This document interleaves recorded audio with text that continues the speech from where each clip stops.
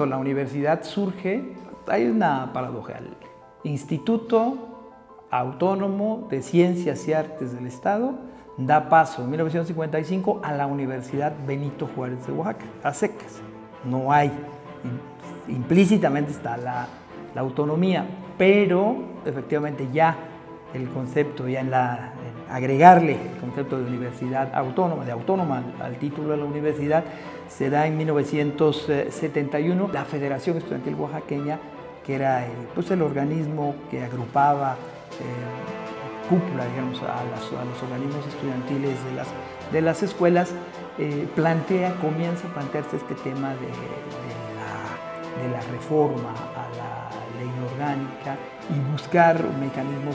La verdad que es algo que fue un asunto meramente coyuntural, pero muy, muy importante el hecho de que el gobernador del estado en ese momento, el gobernador interino, era Fernando Gómez Sandoval, maestro universitario, había sido rector de la universidad en los años 60, subsecretario del despacho, secretario de gobierno, era también otro abogado, también exrector de la universidad, y sobre todo que la autonomía iba asociada a la participación, es muy interesante, la participación del sector estudiantil en decisiones de la universidad, porque digamos en una corriente moderada, apertura, se decía. En ese momento en el movimiento estudiantil hay dos líneas: la revolucionaria de ruptura, no queremos apertura, queremos revolución, y otra que decía, no, si vamos a aprovechar los espacios que se están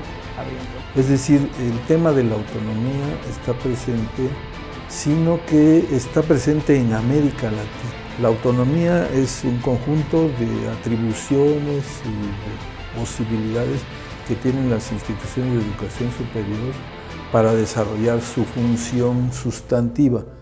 ¿Cuál es la función sustantiva de la universidad? El conocimiento. Y el conocimiento no puede estar maniatado por el poder político. Llegado a la presidencia, Luis Echeverría incorpora a su gabinete como secretario de Educación Pública al ingeniero Víctor Bravo Aguja, que estaba como gobernador de Oaxaca. Entonces el gobernador de Oaxaca deja el cargo, se genera un interinato, Bravo Aguja se va a la SEP y quien queda como interino es Fernando Gómez Sandoval, que ya había sido rector de la Universidad Benito Juárez. Entonces estos elementos, estos factores son importantes a considerar para entender por qué en el caso de Oaxaca, en el caso de nuestra universidad, la autonomía se obtiene sin que se generen movilizaciones, presiones en esa coyuntura. Integrar sus órganos colegiados en forma paritaria, reivindicar la libertad de cátedra, reivindicar la libertad de expresión y sobre todo que los recursos, los subsidios que se canalizaban a las universidades públicas pues también tuvieran otros mecanismos que no fueran la supeditación de estas instituciones a los poderes ejecutivos, ¿sí? Lo que hay que subrayar en todo caso es que esta autonomía tuvo esos logros, también tuvo implicaciones de carácter inmediato en nuestra universidad, porque generó un ambiente de mucha pluralidad, de mucha participación estudiantil.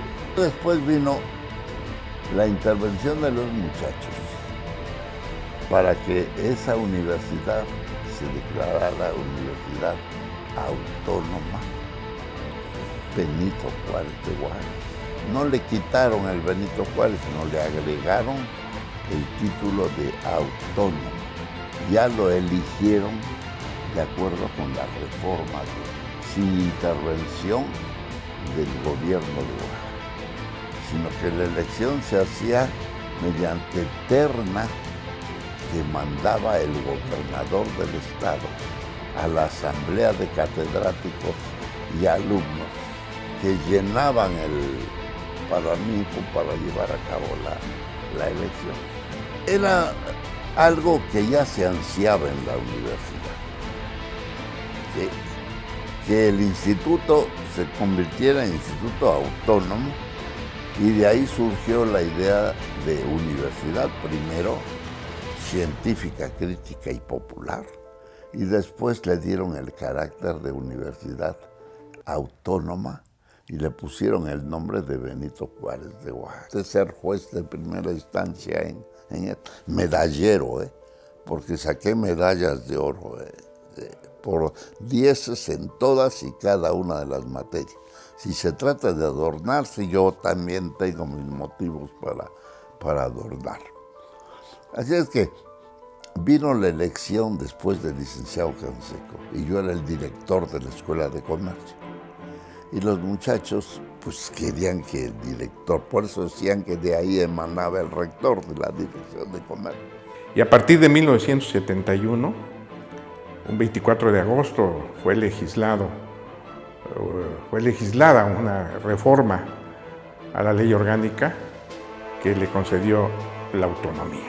Hicimos un planteamiento directo en un acto formal en el Paraninfo de nuestra universidad ante el entonces ya secretario de Educación Pública, Víctor Bravo Aúja, quien estuvo acompañado del entonces ya gobernador interino y es rector de la universidad, el licenciado Fernando Gómez Sandoval, el entonces rector de la universidad, el doctor Mario Pérez Ramírez, el subsecretario Bonfil, el maestro Yáñez, José María Yáñez, que era el director de la Escuela de Derecho, y el presidente de la ANUYES. En ese acto hicimos planteamientos de carácter social, de carácter político, de carácter jurídico y también incluso que tenían que ver con el subsidio de la universidad.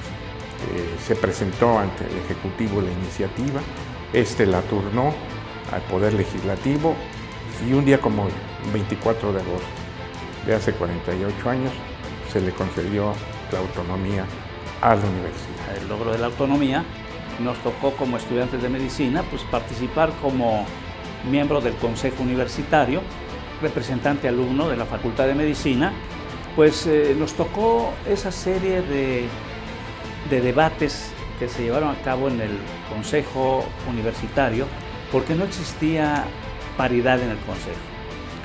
Mi punto de vista es que no se pudo lograr la autonomía nunca si no había ese paso previo de lograr la paridad en el Consejo. Los alumnos teníamos que batallar para lograr que se nos escuchara y que se llevara a cabo esto. De hecho, se modificó la ley orgánica para que hubiera 2 consejeros alumnos, ya no nada más uno.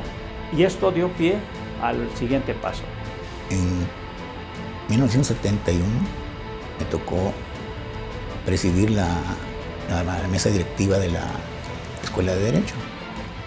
Con ese motivo, entonces, antes ya había lógicamente antecedentes de lo que queríamos hacer. ¿Por qué lo queríamos hacer? Porque veíamos que anteriormente los rectores eran designados por el gobernador del estado. Pues eran gentes ajenas a nosotros, ajenas a la universidad incluso, ¿no? Pues nos fuimos citados para esto al Paraninfo de la Universidad de Benito Juárez, ¿no? Y pues ahí se dio una algarabía, pues entre todos, una satisfacción, se dijeron discursos, se dijeron cosas que se habían obtenido, ¿no? Con el esfuerzo de todos. Recuerdo, estaba creo el doctor Mario Pérez Ramírez era el rector y también nos felicitó por esas situaciones, ¿no? Porque la universidad entonces se desligó de las cuestiones políticas, para empezar. Segundo, la elaboración de sus planes de estudios. Tercero, el nombramiento interno de las autoridades académicas. Yo recuerdo que había debates muy interesantes con varios de los integrantes del Consejo Universitario, de los cuales en esa época pues aprendimos bastante, porque no solamente era la función de estudiar y presentar exámenes y pasar al siguiente ciclo, no, era el tomar una conciencia social. Recalco, y hago énfasis en esto, porque muchos pensaban que íbamos a estar totalmente divorciados del Estado. Por lo tanto, ciertamente tenemos una autonomía universitaria, pero sin olvidar que dependemos económicamente del gobierno, tanto del Estado como del gobierno federal. Esas eran una de las espinas que teníamos en el inicio y en la discusión de lo que era la autonomía universitaria. La Universidad Benito Juárez todavía en el año 71, precisamente en ese año, por una propuesta de la Federación Estudiantil Oaxaqueña que encabezaba al compañero Raúl Castellanos Hernández, ahora comunicador social,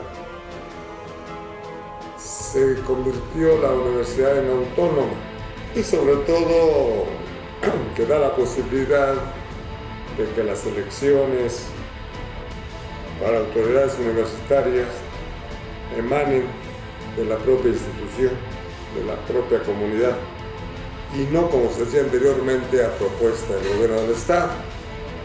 De que hubiera autonomía en el concepto estricto de la ciencia, del estudio, de la capacidad de aprendizaje, que ese binomio de educación y enseñanza-aprendizaje se viera realizado dentro del ámbito de la universidad. Y otros más, como en Oaxaca, intentábamos tener una verdadera cuna de sapiencia que permitiera que la universidad, a través de sus órganos internos, pudiera determinar qué carreras impartir